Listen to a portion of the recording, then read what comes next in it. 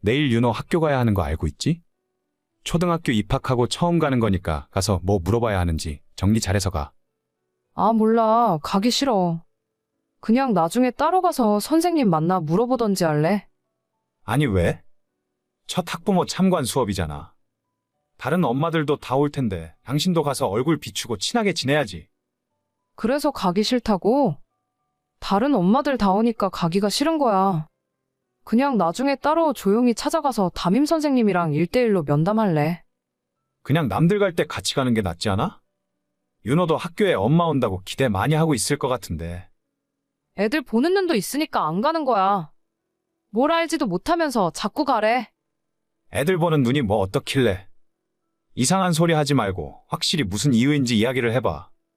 아니, 다른 엄마들은 전부 비싼 명품 가방 하나씩 들고 올 거 아니야? 나는 결혼 전에 쓰던 낡은 가방 하나밖에 없잖아. 이거 들고 창피해서 애 학교를 어떻게 가? 당신이 가방에 없긴 왜 없어?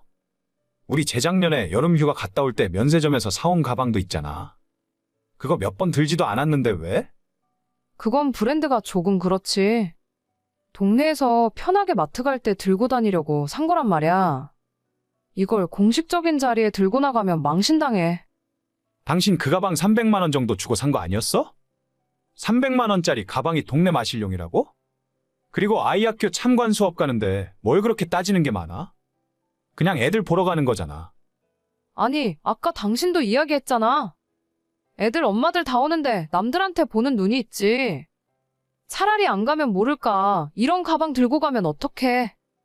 남들이 우리 윤호 무시할 거 아니야? 누가 부모 가방을 보고 애를 무시해? 300만 원짜리 가방 들고 가면 무시당하는 거야?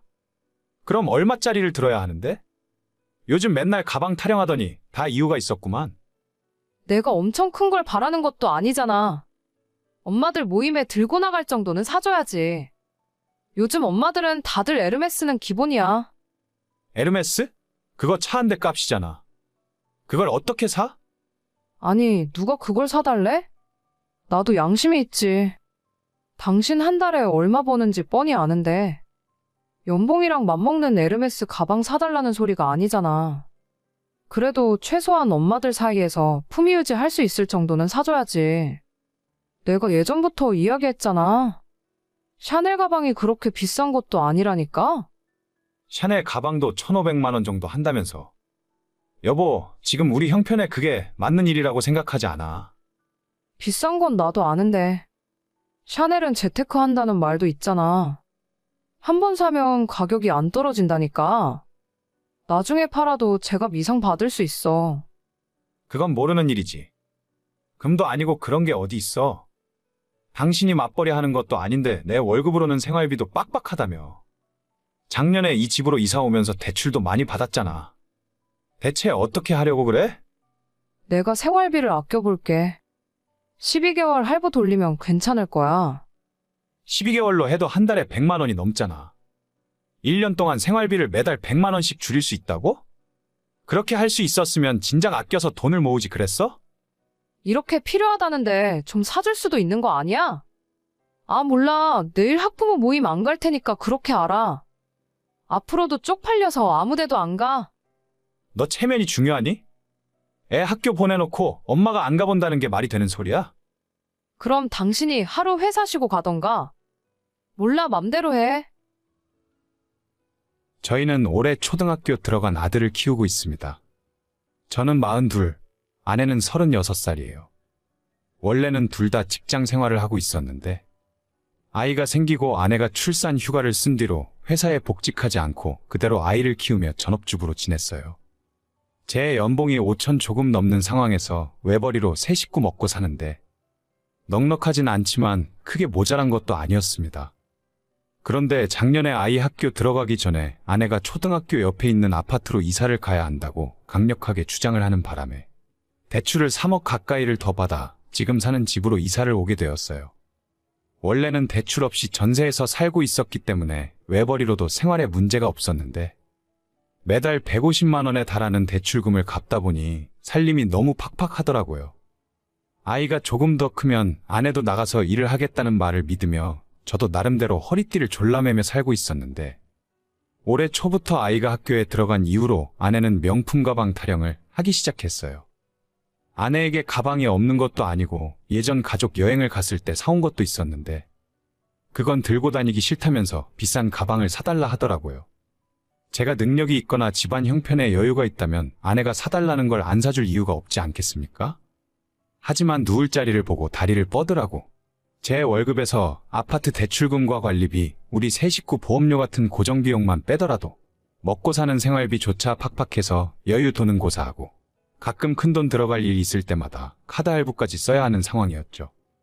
이대로라면 집을 팔고 이사를 가던지 아내가 하루빨리 일을 시작해야 할 것 같은데 이 와중에 가방을 사달라고 하니까 어처구니가 없었습니다. 여보, 진짜 딱 하나만 사자. 어제 이야기 들어보니까 창관 수업 끝나고 애엄마들끼리 따로 모였대. 모여서 2차로 점심도 먹으러 가고 커피 마시면서 한참 놀았다 하더라고. 그러니까 당신도 나가라고 했잖아. 가서 이야기도 좀 하고 친구 엄마들이랑 정보교환도 하지 그랬어. 나도 나가고 싶어. 다음 달에 엄마들끼리 또 모인다고 하는데 그때는 가야 할 것 같거든. 그러니까 가방 하나만 사줘. 그 이야기는 끝났잖아. 우리가 그럴 돈이 어디 있냐고. 돈이 있으면 나도 사주고 싶지. 카드 할부로 하자니까. 당신 카드 한도 3천만 원까지 되잖아. 그걸로 12개월 할부 긁으면 된다니까. 아니, 12개월 할부까지 긁어서 가방을 정말 사고 싶어? 우리 이 집에 이사 오고 나서 저축도 하나도 없고 당장 다음 달 카드값 갚으면 남는 돈도 없잖아. 내가 아껴서 생활한다고 했잖아. 아끼면 돼. 배달 음식 안 시켜 먹고 집에서 밥 해 먹으면 된다니까. 우리 차도 결혼하고 한 번도 못 바꿨어. 가방에 1,500만 원 쓸 돈 있으면 그 돈으로 중고차나 하나 사는 게 낫지 않을까? 소형차 타고 아이랑 다니기 창피하다며. 차라리 가방 살 돈으로 안전한 SUV 하나 중고로 사. 차는 이번에 가방 사고 할부 다 갚으면 그때 사자. 어차피 애가 어려서 당장은 작은 차도 상관없잖아. 당신 진짜 그렇게까지 가방을 사야겠어? 그게 그렇게 중요한 거야? 아니, 남들 다 갖고 있는데 나만 없잖아. 나만 없으면 아이 친구 엄마들이 나를 어떻게 보겠어? 무시 당할 바에는 안 나가고 말지. 그럼 나가지 마. 뭐? 뭐라고? 그럼 나가지 말라고. 앞으로 윤호 학교에 갈 일이 있으면 그냥 내가 갈게. 연차를 쓰던 반차를 내던 내가 갈 테니까 당신은 신경 쓰지 마. 진짜 대단하다, 대단해. 가방 하나 사주기 싫어서 이렇게까지 해야겠어? 사주기 싫은 게 아니라 사줄 능력이 없을 뿐이야. 가방 사고 싶으면 너가 나가서 일해서 사던지 맘대로 해. 그리고 앞으로 우리 돈 관리는 내가 할게. 뭐? 그게 말이 돼? 돈 관리까지 당신이 하면 내가 살림을 어떻게 하라는 거야? 먹고 사는데 필요한 거 있으면 얘기해. 내가 다 사줄 테니까. 대신 당신도 나처럼 개인적인 용돈은 30만 원만 줄 거야. 더 필요하면 나가서 일을 하던지 알아서 해. 나 참 어이가 없으려니까. 결혼하고 지금까지 아내에게 경제권을 다 넘겨주고 있었는데 저 사람 씀씀이를 가만히 보니 이대로는 안 되겠다 싶었습니다. 그냥 돈 관리 제가 하기로 했고 아내가 필요한 게 있으면 그때그때 사주기로 정했더니 생활비가 평소보다 50만 원 이상 더 많이 남기 시작했습니다. 적금을 하나 더 넣었는데 진작 이렇게 했으면 형편이 훨씬 좋았을걸. 괜히 모든 돈을 아내에게 다 맡기고 있었던 것 같네요.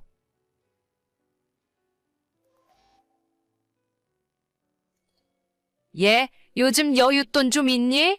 우리 바깥 양반 사업이 영 신통치 않아서 월세도 2달 밀렸고 저번 달 물건 대금도 다 못 줬는데 1,000만 원 정도만 잠깐 빌려 쓸 수 있을까?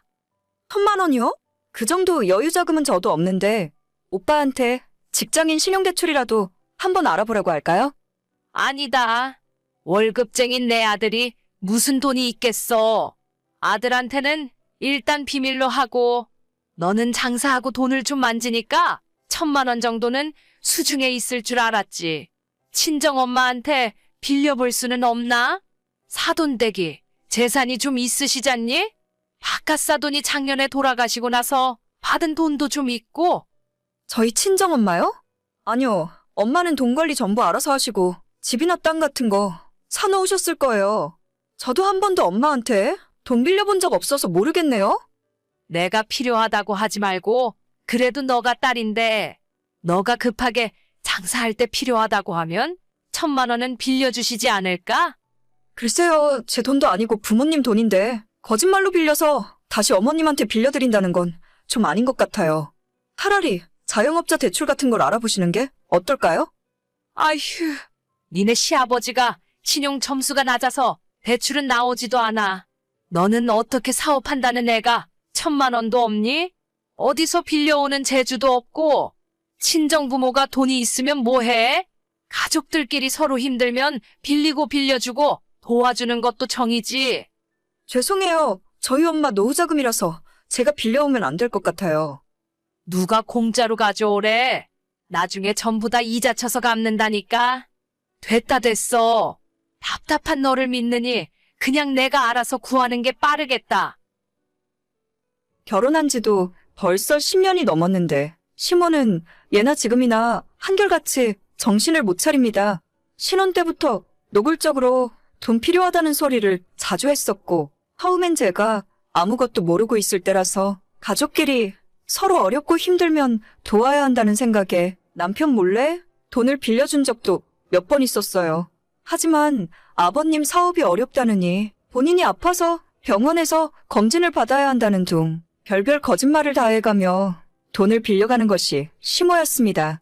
빌려가면 거의 90%는 못 받는다고 봐야 하고 제가 신혼 1년차 때 어머님에게 빌려준 돈을 다 합치면 500만 원이 넘을 거예요. 한 번 갚지도 않고 수시로 50만 원, 100만 원씩 야금야금 빌려가길래 저 혼자 마음고생을 하다가 1년 만에 처음으로 돈 갚으라는 소리를 했더니 자기가 언제 너한테 돈 빌렸냐고 오히려 성질을 내시던 분이 저희 시어머니입니다. 그래서 저는 남편에게 그 사실을 이야기했고 남편이 화를 내면서 아직도 엄마가 그 버릇 못 고쳤냐고 다시는 시모한테 돈 빌려주지 말라면서 저 대신 시댁에 찾아가서 한 번 뒤집어 엎고 500만 원 원금 받아서 가져다 주더라고요.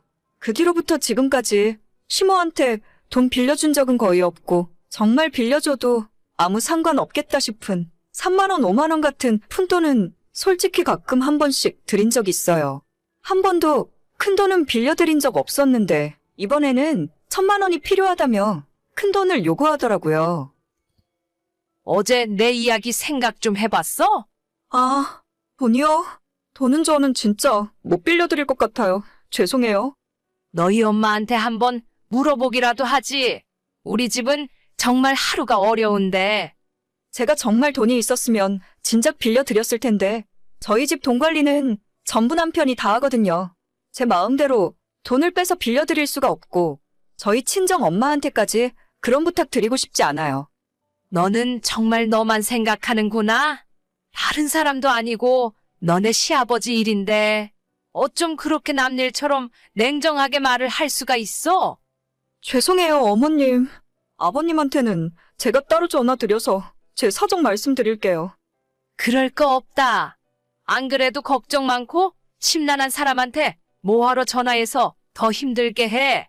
돈 빌려줄 것도 아니면 시아버지한테 안부 전화도 하지 마. 네, 좀 어디서 빌려오려는 노력이라도 해봐. 내 생각엔 너희 친정엄마가 가지고 있는 현금이 꽤 있을 것 같은데? 하나밖에 없는 딸이 돈 빌려달라고 하는데 그걸 안 빌려주시겠어? 저희 친정엄마 이야기는 이제 그만하셨으면 좋겠어요. 엄마가 아직 건강도 다 회복 못하셨고 제가 너무 죄송해서 안 돼요. 나는 사돈댁에 무슨 일이 있으면 간이고 쓸개고 다 빼서 도와줄 텐데 1,000만 원 그거 바깥 사돈 양반 보험금 받은 거 있으니 거기서 어떻게 안 되나? 우리 아빠 사망보험금이요? 지금 그 돈을 빌려달라고요? 어머님, 그건 좀 무리한 부탁하시는 것 같은데요. 돈이 그냥 돈이지. 이런 사정 있고 저런 사정 생각하면 쓸 수 있는 돈이 세상에 어디 있어? 나도 이런 말까지는 안 하려고 했는데 뻔히 현금 1억 받은 거 내가 알고 있는데 가족끼리 1억이야? 저는 지금 어머님이 무슨 소리 하는지 잘 모르겠어요. 일단 돈 이야기 계속하실 거면 저 이야기 그만할래요. 그냥 눈 딱 감고 1,000만 원만 빌려달라고 해봐. 작년 봄에 건강하시던 저희 아빠가 하루아침에 돌아가시고 그 충격으로 멀쩡하던 엄마까지 쓰러지셨어요. 이래저래 다 정리하고 나니 아빠가 가입되어 있던 보험에서 사망보험금이 1억 나왔다고 하더라고요. 저나 엄마나 그 돈 쓸 수도 없고 쓸 생각도 없어서 아직까지 엄마 통장에 고스란히 있습니다. 친정엄마는 지금은 건강을 많이 회복하셨지만 아직도 많이 우울해하고 힘들어하세요. 워낙 저희 부모님 두 분이 사이가 좋으셨기 때문에 보는 저까지 힘들 지경입니다. 이런 와중에 어떻게 그 돈을 빌려달라고 할 수 있는지 시모를 이해할 수가 없어요. 어차피 돈이야 처음부터 빌려줄 생각 전혀 없었고 말하는 꼴을 보아하니 아버님이 사업 때문에 돈 필요하다는 말도 처음부터 거짓말 같더라고요. 어떻게 하면 못된 시모에게 한 방 먹일 수 있을까 고민하다가 어머님이 가장 눈치 보고 무서워하는 저희 남편에게 이야기를 해버렸습니다. 남편은 또 엄마가 돈 빌려달라고 했냐고 정말 세상 창피해서 살 수가 없다며 화가 머리 끝까지 났었는데 마침 그때 또다시 어머님으로부터 돈 빌려달라고 연락이 오더라고요. 진짜 1,000만 원 못 구하겠니? 정 힘들면 500이라도 좀 해줘봐. 가족끼리 도울 생각을 해야지. 너는 맨날 안 된다는 소리만 하니? 보험금을 1억을 받았으면서 어떻게 외동딸한테 한 푼도 안 줄 수가 있어? 그걸 나보고 믿으라고? 엄마, 나야 정환이. 지금 이게 무슨 소리야? 엄마가 와이프한테 돈을 빌리긴 왜 빌려? 정환이? 아니 너가 마누라 폰을 왜 보고 있어? 별일 아니고 그냥 농담한 거니까 신경 안 써도 된다. 농담! 장인어른 보험금에서 1,000만 원 빌려오라는 말이 농담이야? 그리고 아빠한테는 내가 오늘 전화해봤는데 멀쩡하게 장사 잘하고 있는 아빠가 돈이 갑자기 왜 필요해? 엄마, 아직도 정신 못 차렸어? 아니, 그냥 나는 옆에서 보니까 매출이 떨어지는 것 같아서 힘들어 보이길래. 솔직히 얘기해. 이번에는 또 뭔데? 다단계 또 하는 건 아니지? 아니야. 다단계는 무슨. 너가 생각하는 그런 거 아니니까 신경 쓰지 마. 엄마, 진짜 정신 차려. 며느리한테 할 말이 있고 못할 말이 있지. 부모 보험금 가져다가 돈 빌려달라는 소리를 대체 어떻게 할 수가 있는 거야? 내가 우리 와이프한테 창피해서 얼굴을 못 들고 다니겠어. 종환아, 내가 미안하다. 앞으로는 며느리한테 연락 안 할게. 한 번만 더 그러면 아빠한테도 다 이야기할 거고 나 앞으로 다시는 엄마 보러 집에 안 갈 거야.